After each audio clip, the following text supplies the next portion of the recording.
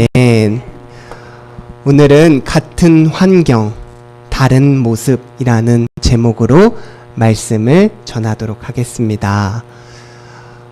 오늘 본문은요, 참으로 슬픈 말씀입니다.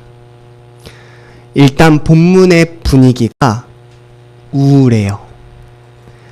하나님을 맡았다는 제사장들이 악행을 행하는 모습을 보여줍니다. 그래서 참으로 안타깝고 슬프고, 어떻게 하나님을 섬기는 제사장조차 악을 행하는 지경에 이르렀는가. 이런 죄가 세상이 아니라 하나님의 성막 안에서 어떻게 일어날 수 있는가. 추악한 욕망에 펼쳐지는 자리가 왜 하필 신앙의 한복판인가 하는 참담한 현실을 눈으로 보게 됩니다. 그래서 말씀을 읽어나가면서요, 기분이 좋지 않고 힘이 축 빠지고 힘들고 어렵고 마음이 울적하고 아픕니다. 더 슬픈 건 이런 현실을 늙은 아비가 자녀에게 혼내는데 듣지 않습니다. 회개가 없습니다. 하나님이 그들을 떠나신 걸 봅니다. 그래서 너무 마음이 슬퍼요. 우리가 이런 울적한 말씀, 우울한 말씀을 읽을 때 자세가 되게 중요해요. 우리의 자세가 되게 중요해요. 어떻게 이 말씀을 받아들여야 하는가? 사실 저는요, 이런 우울한 본문을, 과거의 실패를 담고 있는 말씀을 굳이 설교 본문으로 정하지 않습니다. 제가 여러분 앞에서 이런 슬픈 본문으로 말씀을 전하는 게 아마 처음일 거예요. 저는 성경에서 죄를 회개하지 않는 말씀을, 그런 사례를 여러분들에게 잘 가르쳐주지 않습니다.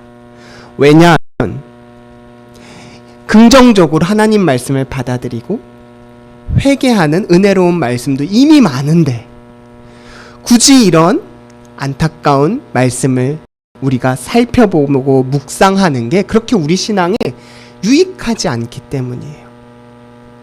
사람은요, 좋은 것을 많이 봐야지 좋은 길로 가고 발전이 있어요. 나쁜 것을 보면 안타깝게도 욕하면서 배웁니다. 여러분, 이런 나쁜 말씀, 우울한 말씀을 그래서 저는 개인적으로 굉장히 싫어해요. 저에게 참 좋은 강점이 있는데 그건 바로 금세 전염된다라는 거예요. 여러분, 저는 부정적인 생각, 우울한 마음에 쉽게 전염되는 걸 보게 돼요. 그래서 부정적인 생각, 우울한 마음이 들면 바로 물리쳐야지 하는 마음을 요새 다시 또 먹고 있습니다. 어제는 제게 참 힘든 하루였어요. 참 마음이 쉽지 않았습니다. 그런데 왜 이렇게 나에게 감정 기복이 있는가 스스로에게 물어보니, 월요일을 제가 좀 잘못 보냈더라고요. 월요일날 좀 쉬어도 된다는 생각에 영화 한 편을 봤는데 그 영화가 굉장히 우울한 영화였습니다. 여러분, 그 우울한 감정이 계속 그 다음날까지 영향을 미치는 걸 보게 되더라고요.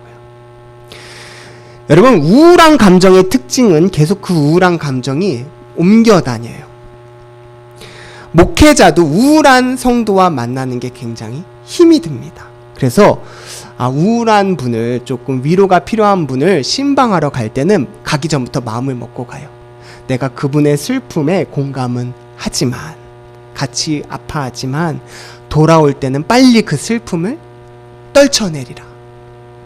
돌아서면 그 우울감이 나를 지배하지 못하도록, 그 슬픔이 나를 감싸지 않도록 해야겠다라고 마음먹어요. 그래서 여러분, 우리가 진짜 우울한 분을 만나는 것은 사랑하는 마음으로 가는 겁니다. 섬기는 마음으로 가는 거예요. 여러분은 슬픈 마음이 생길 때만 목회자를 찾지 않길 바랍니다. 슬픈 마음이 생길 때 목회자를 많이 찾아주세요. 슬프고 싫은 소리 하고 싶을 때만 목회자를 만나서 목회자를 마음 아프게 하는 건 참 슬픈 거예요. 기쁘고 자랑하고 함께 즐거운 게 많고 나누고 싶은 때 목회주를 만나고 세워주는 우리 성도님들이 계셔서 전 참 감사합니다. 여러분 기쁠 때 많이 만나서 좋은 얘기하고 서로 격려하고 칭찬해 우리 힘을 쓰길 바래요. 그리고 그런 성도가 인간적으로 참 고맙게 느껴집니다. 여러분 이렇게 우울한 사람 곁에 가는 것도 힘든데 굳이 이렇게 우울한 말씀을 볼 필요가 있는가? 강해 설교이기 때문에 중간에 말씀의 순서를 뛰어넘지 않고 오늘 본문을 다루게 됐습니다. 그래서요, 오늘 같은 말씀을 우리가 묵상할 때 꼭 기억해야 할 것은 딱 한 가지예요. 무엇이냐? 나는 절대 저런 안 좋은 행동은 하지 말아야지. 성경에 등장하는 과거의 실패를 나의 마음에 새기고 교훈 삼아서 나는 이런 일이 절대로 반복되지 않아야지 하고 마음에 새깁니다. 자, 그렇다면 오늘 본문에서 어떤 악행이 벌어지고 있나요? 가장 거룩해야 할 실로에서 성전에서 어떤 일이 벌어지고 있나요? 우리 본문 12절을 함께 읽겠습니다. 엘리의 아들들은 행실이 나빠 여호와를 알지 못하더라. 성경은요, 제사장 엘리의 아들들이 행실이 나쁘고 여호와를 알지 못했다라고 말해줍니다. 그 결과 17절에 어떤 일이 벌어지냐면 이 소년들의 죄가 여호와 앞에 심히 크다. 그들이 여호와의 제사를 멸시했다. 하나님을 멸시했다 라고 가르쳐줘요. 도대체 이런 악행이 왜 벌어지게 됐는가? 성경 본문 12절이 그 이유를 알려주는데요, 여호와를 알지 못했기 때문이라고 얘기해요. 우리가 하나님을 아는 것, 하나님을 모르는 것, 어떤 차이가 있을까요? 성경에서 하나님을 안다라는 말은 무엇을 의미할까요? 하나님을 안다라는 말에 이 안다는 히브리어로 야다라는 말로 부부 사이에 안다 할 정도로 친밀하게 아는 말을 뜻해요.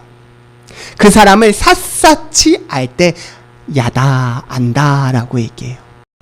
우리가 누군가를 안다는 것은 그 사람이 어떤 분인지, 그분이 무엇을 좋아하는지, 무엇을 싫어하는지 종합적으로 전부 다 알 때 아는 겁니다. 그냥 몇 번 봤어 이런 거로는 알 못하는 거죠. 사무엘상 내에서 이렇게 안다라는 히브리어 말이 한 번 더 등장하는데요. 바로 다윗과 나발의 이야기에서 나타납니다. 여기서 우리가 이 안다라는 뜻이 도대체 무엇인지 유추해 볼 수 있는데, 사무엘상 25장 17절 나발은 다윗에게 뭐라고 얘기하냐? 내가 그를 알지 못한다라고 얘기했어요.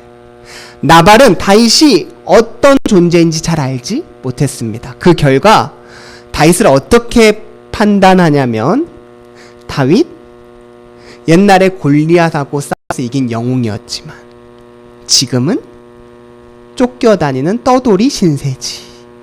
걔 힘없어 라고 판단했어요.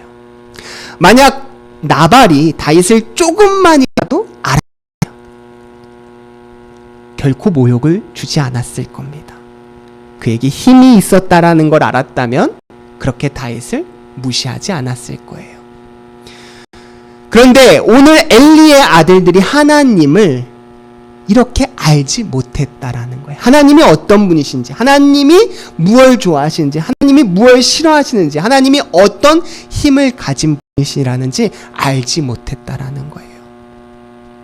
여기서 우리가 우리 삶에 무엇을 묵상할 수 있을까요? 첫 번째, 직분이 하나님을 아는 척도가 될 수 없다라는 거예요. 직분이요, 나의 영성을 결정하지 못해요. 직분이 내가 하나님을 아는 수준이라고 생각하시면 안 됩니다. 내가 제사장인데, 내가 성도인데, 내가 집사인데, 권사인데, 목사인데, 우리는 내 직분만큼 하나님을 안다고 생각합니다. 그러나 저 스스로에게 물어볼게요. 그리고 우리 스스로에게 한번 물어보겠습니다. 오늘 이 자리에서 예배를 드리지만 과연 내가 하나님을 얼만큼 알고 있나요? 하나님을 정말 알고 계십니까? 목사님, 제가 하나님을 잘 알지요. 목사님, 제가 제사장입니다. 제사장으로서 저는 여러 가지 일을 했어요. 제사장으로서 교회에 힘써 섬겼습니다. 제가 성도로서, 집사로서, 권사로서 많은 사람을 위해서 중보했다고요. 이렇게 많은 기사와 능력과 일을 행했다고요. 여러분, 그럼 하나님을 잘 아는 것입니까? 예수님께서 무엇라고 말씀하시는지 한번 마태복음 7장 22절을 볼까요? 예수님은요, 마지막 날에 예수님의 이름으로 많은 이적을 행했다고 자신을 찾아오는 자들에게 주님, 제가 주의 이름으로 선지자 노릇하고 주의 이름으로 귀신도 내쫓고 주의 이름으로 많은 권능을 행하였습니다라고 하는 자들에게 내가 너희를 도무지 알지 못한다라고 얘기했어요. 여러분, 하나님을 안다라는 것, 예수님을 안다라는 것은 무슨 일을 했느냐, 내가 어떤 직분으로 봉사를 했느냐로 결정되지 않아요.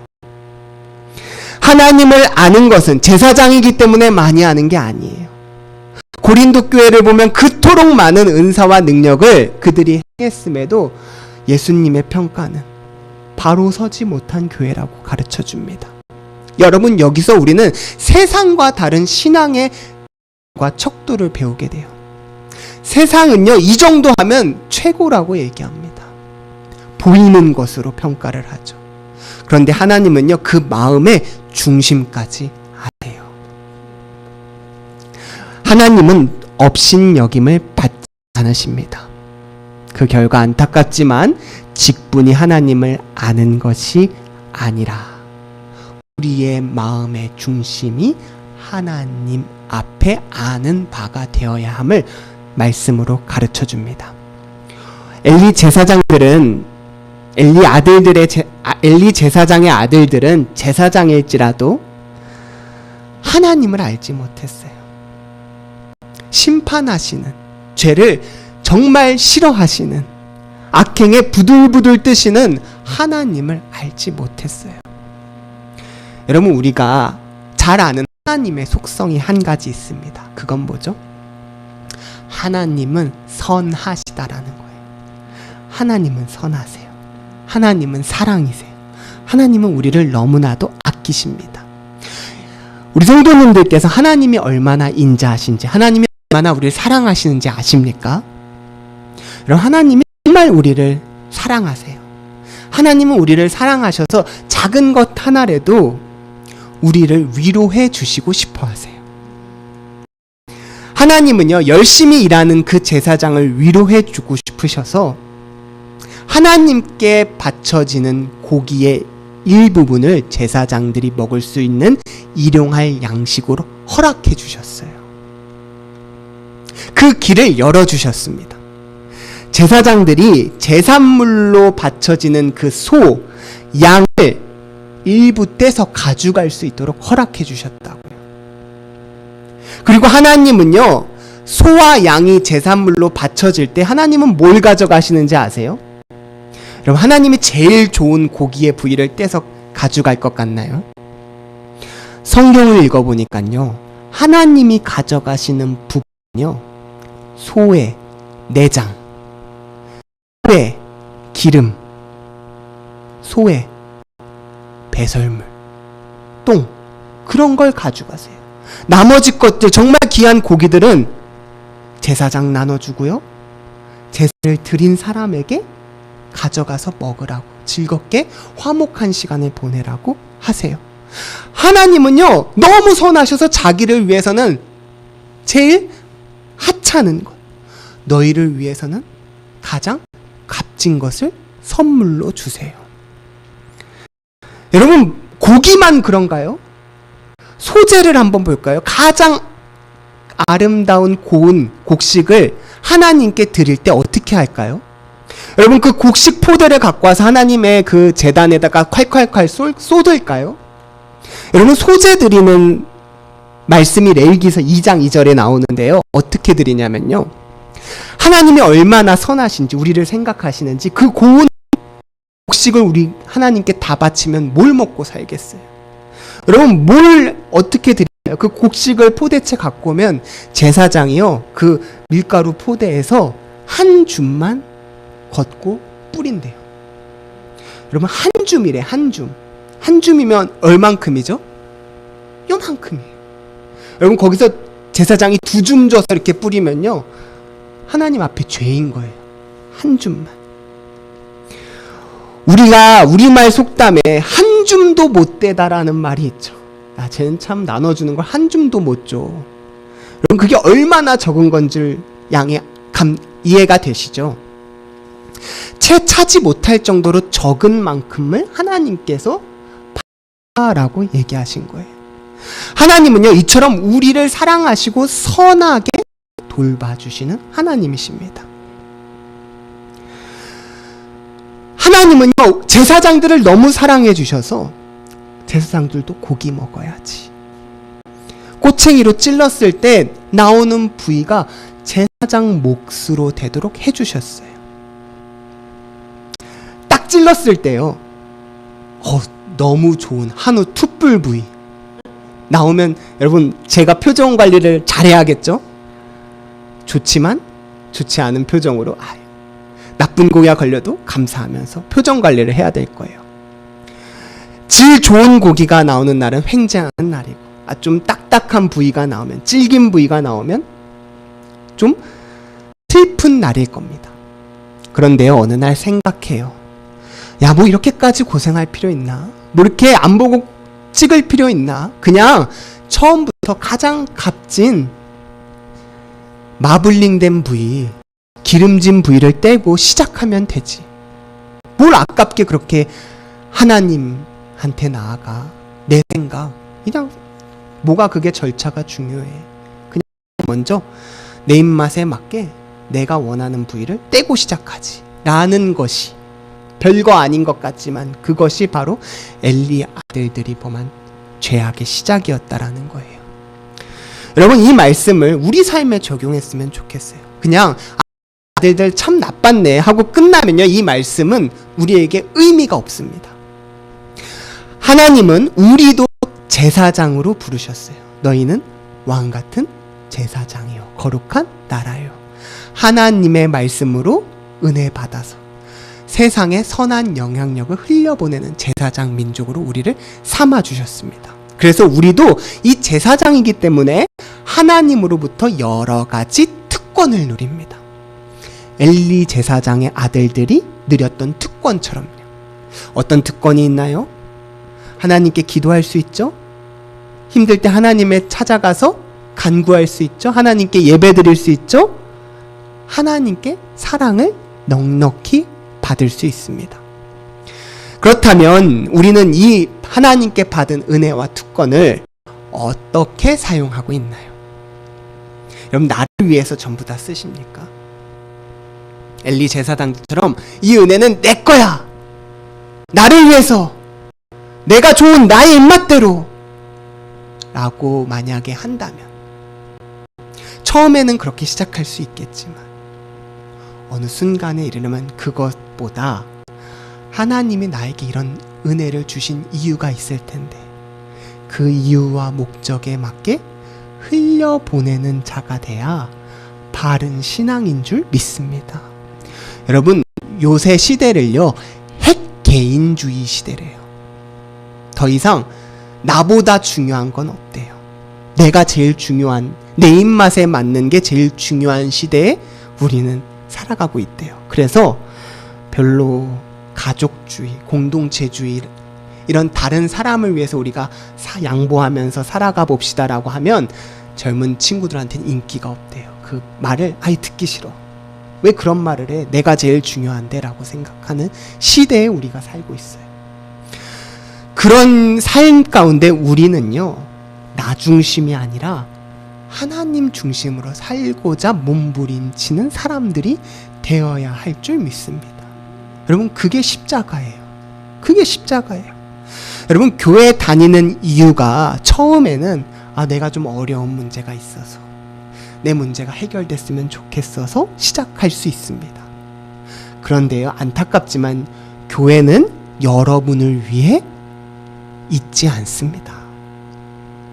여러분, 교회는요, 여러분을 섬기기 위해 있어요. 그것은 목회자가 가져야 할 첫 번째 마음입니다. 여러분, 교회는 여러분을 섬기기 위해 있어요. 저는 그렇게 생각해야 돼요. 그런데 여러분은 교회가 날 위해 있지, 교회는 나 때문에 있는 거야 라고 생각하시면 안 돼요. 여러분, 이게 정말 역설이에요. 중요한 거예요. 저는 그렇게 생각해야 되지만 성도님들은 날 위해 교회가 있고, 그렇게 생각하시면 안 된다는, 하나님을 위해 교회가 있고, 그것이 하나님께서 기뻐하시는 성숙한 신앙의 모습이라는 거예요. 만약 우리가 위해서만 교회가 있고 하나님이 있다면, 그럼 하나님이 내 뜻대로 안 해주실 때는 실망해서 하나님을 안 믿을 건가요? 아니에요.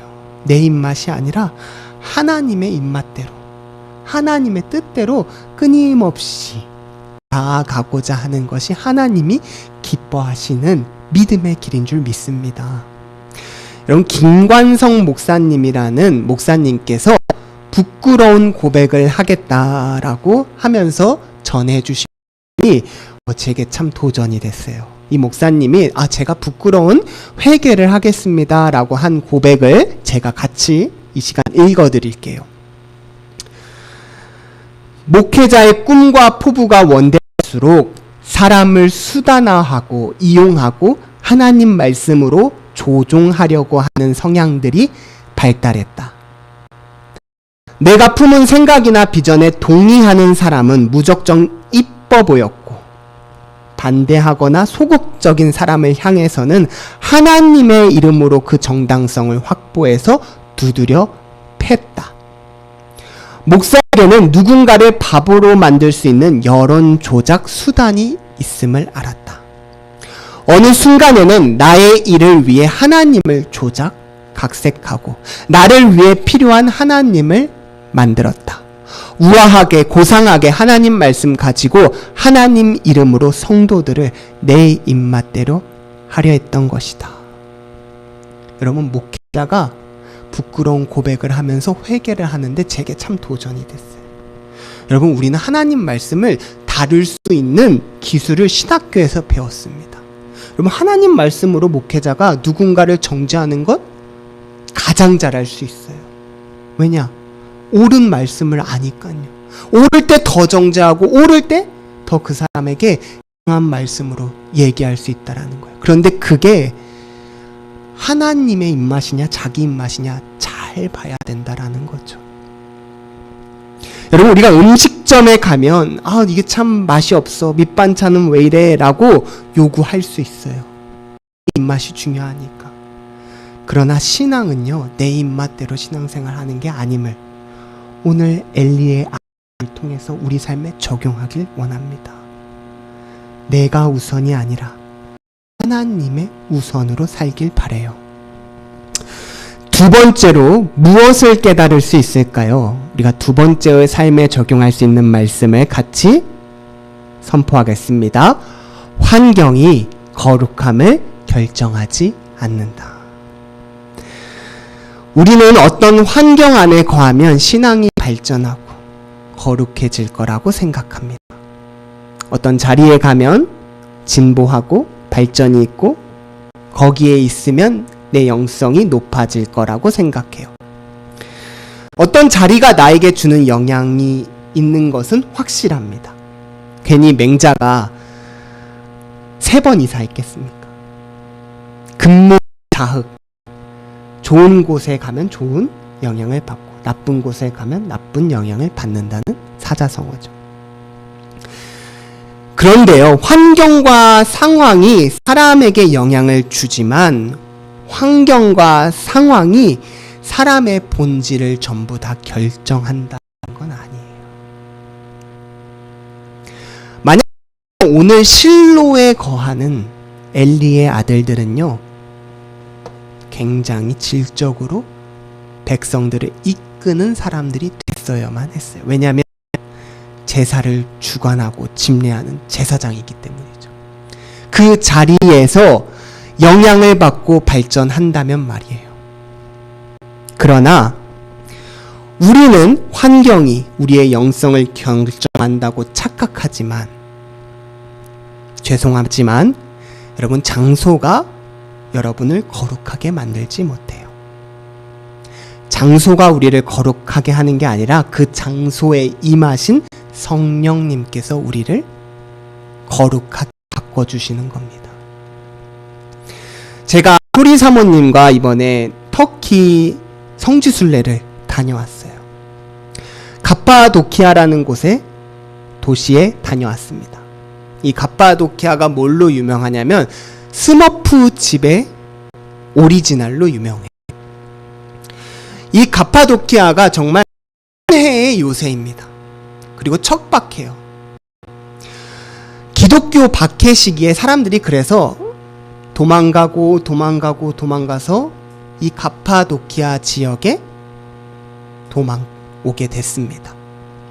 그래서 거기 가면은 그 지하에 수십 미터로 몇십 층으로 박해를 피해서 들어가서 숨은 흔적이 남아있어요. 기독교 순교의 흔적이죠. 너무 가슴 아픈 곳이에요. 그리고 그 바로 옆에는요, 수도사들이 자신의 영성을 닦던 수도원이 있습니다. 거길 제가 소리사모랑 갔다 왔어요. 오늘날로 치면 신학교입니다. 제가 거길 걸으면서 참 기독교 신앙을 공부하기 위해서 내가 좀 더 바른 영성을 소망해서 이곳까지 와서 수도했던 사람들의 그런 영성이 느껴지더라고요. 그런데요, 거길 조금만 걸어보니까요, 그늘이 없고 힘들어서 짜증이 막 나요. 짜증.